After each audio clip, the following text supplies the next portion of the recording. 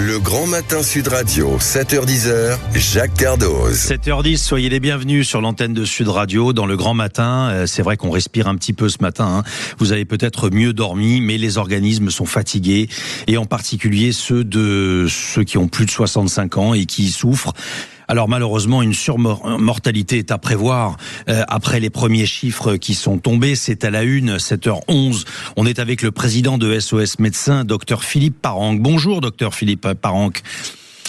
Bonjour, monsieur. Soyez le bienvenu sur l'antenne de Sud Radio. Je le disais, 1 millier de décès supplémentaires par rapport à l'année dernière. C'est en tous les cas le constat de Santé publique France qui a annoncé ces chiffres hier. Alors, première question, comment peut-on attribuer ces décès de façon certaine à la canicule ? Alors, on n'a pas forcément de signe évident lorsqu'on fait un constat de décès. Nous, dans notre activité SOS Médecins, ce sont des décès à domicile que nous faisons comme constat. C'est pas tout à fait les mêmes environnements éventuellement que les décès sur voie publique, comme beaucoup en font par le SAMU et les pompiers. Et précisément, c'est ce point-là qui est en hausse. C'est une hausse des victimes, des visites à domicile et donc des victimes à domicile que vous avez pu constater. Absolument.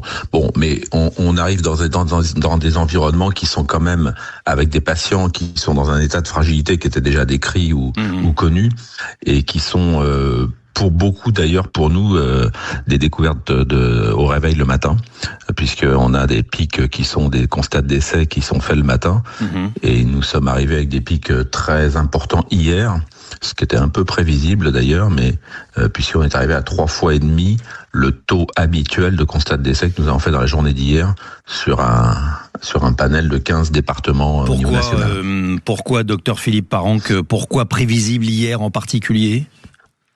Alors, prévisible parce qu'on a quelques courbes de référence qui sont évidemment ceux de la canicule de 2003, où on sait qu'il y a un décalage dans le temps entre l'installation des journées caniculaires, de la durée de cette canicule et des effets collatéraux qui, au bout de quelques jours, font que les organismes fragiles décompensent. Allez, je regardais quelques chiffres, 1400 décès quotidiens les 25 et 26 juin. Et pour donner un ordre de grandeur, habituellement, hors période de canicule, sur une journée, on enregistre environ entre 900 et 1000 morts au quotidien. Donc effectivement, on voit bien cette surmortalité. Alors, pourquoi on est plus vulnérable à domicile ? Ça, j'ai envie de dire oui, c'est presque évident. Parce qu'il n'y a pas l'entourage, c'est ça ? Parce qu'on ne peut pas prévenir, parce qu'il n'y a personne pour aider les personnes, précisément, plus vulnérables. Oui, alors. C'est aussi lié probablement au profil des patients que nous sommes amenés à constater, puisque évidemment ça touche principalement des patients seniors qui peuvent être ou seuls à domicile, ou en tout cas des patients qui sont plus fragiles au départ déjà de cette canicule. Oui.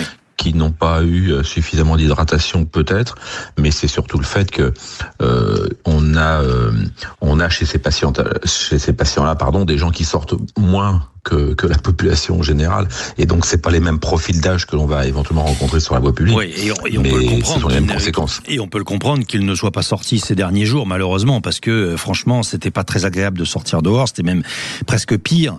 Est-ce qu'on peut dire que les centres-villes sont bien plus concernés ? C'est l'une des observations qu'on a pu faire durant cette première phase de canicule. Je dis première phase parce qu'on nous annonce déjà une deuxième phase. On a l'impression qu'on respire moins, il y a moins d'air dans les centres-villes, et peut-être que c'est plus suffocant, plus difficile à supporter pour les personnes de plus de 65 ans. Alors c'est certain. Maintenant, ce que l'on voit aussi et ce qu'on a pu constater dans de nombreux cas, c'est les appartements ou les habitats qui ne descendaient pas en dessous de 30 ou 32 la journée, et la nuit, et donc les patients, forcément, sur 10 jours, ne peuvent pas compenser en permanence. Et donc, il y a des appartements qui, notoirement, devenaient invivables, là.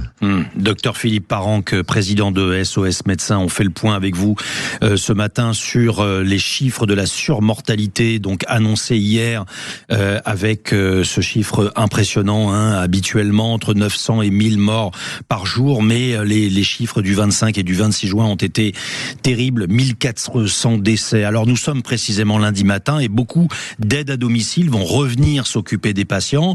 Est-ce que SOS Médecins redoute cette journée chargée ?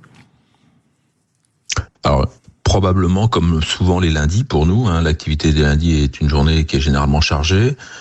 C'est une bonne chose que justement tout l'écosystème autour des patients aujourd'hui peut-être soit plus présente que ça ne l'a été le week-end. Mais la journée, surtout, ce qui va changer, c'est que la température va commencer à diminuer. Ce que l'on attend aussi tiré des expériences précédentes, c'est que les effets sur les organismes risquent encore de se manifester pendant 24 ou 48 heures, et que donc on est encore potentiellement amené peut-être aujourd'hui à constater des décès importants. C'est-à-dire, c'est intéressant ça veut dire que pendant encore 2 jours, on a les effets en nous, si je puis dire, de la canicule. Les corps ont été éprouvés par ce qu'ils ont vécu pendant combien, une dizaine de jours à peu près ?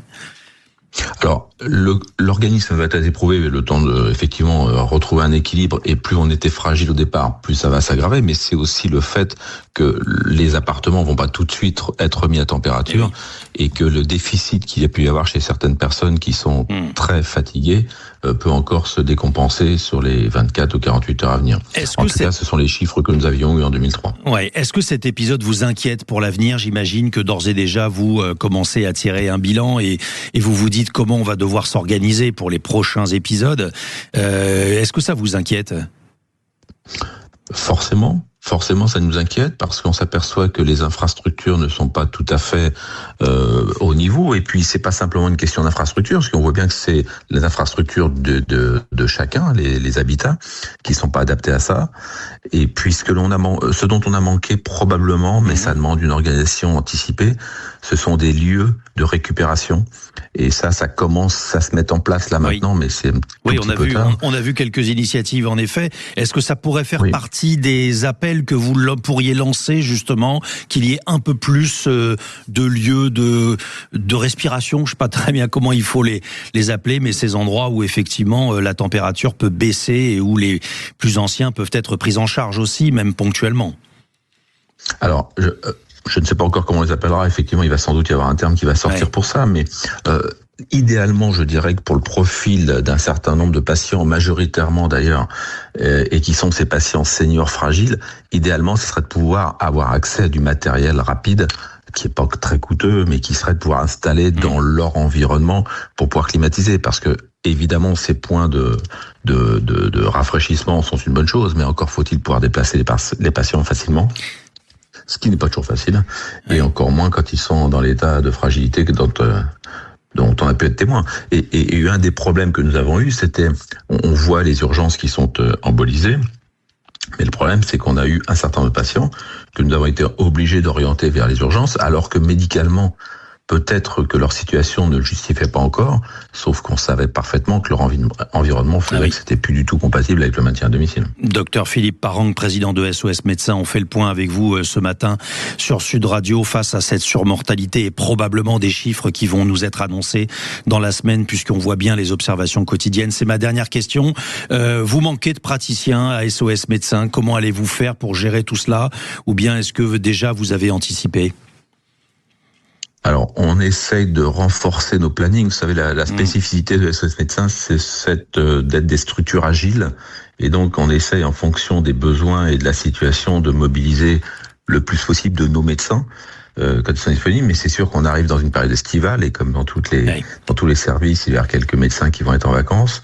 Donc, on attend avec appréhension éventuellement s'il devait y avoir une deuxième vague. Une deuxième on vague s'organise pour ça et on décale nos horaires et nos jours de vacation éventuellement pour pouvoir être présent sur le terrain. Merci infiniment Philippe Parang, et vous y faisiez allusion. Oui, cette deuxième vague qui est annoncée comme probable par Météo France à partir du 6 juillet. On verra lorsque les prévisions météo pourront être affinées un petit peu plus. Il est 7h20 ce matin.